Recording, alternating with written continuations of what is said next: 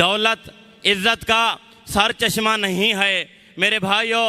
آج کر افسوس سے کہنا پڑتا ہے کہ ہمارے معاشرے میں یہ ذہن بنا دیا گیا ہے کہ جس کے پاس کوٹھیاں زیادہ ہوں وہ صاحب عزت ہوتا ہے، جس کے پاس مال زیادہ ہو وہ صاحب عزت ہوتا ہے، جس کے بعد بنگلے زیادہ ہوں وہ صاحب عزت ہوتا ہے، جس کے پاس نوکر زیادہ ہوں وہ صاحب عزت ہوتا ہے۔ رب کعبہ کی قسم، اگر تاریخ کا مطالعہ کرو تو تمہیں پتہ چل جائے گا، تاریخ آدمیت میں تمہیں مل جائے گا، عزت کہیں اور ملے گی، دولت کہیں اور ملے گی۔ اگر دیکھنا چاہو تو میں آپ کو چند پیش گزار کرنا چاہتا ہوں، چند مثالیں ذکر کرنا چاہتا ہوں۔ اگر دیکھا جائے، تاریخ آدمیت کا مطالعہ کیا جائے تو دولت نمرود کے پاس ملے گی، عزت ابراہیم کے پاس ملے گی، دولت فرعون کے پاس ملے گی، عزت موسیٰ کے پاس ملے گی، دولت قارون کے پاس ملے گی، عزت ہارون کے پاس ملے گی،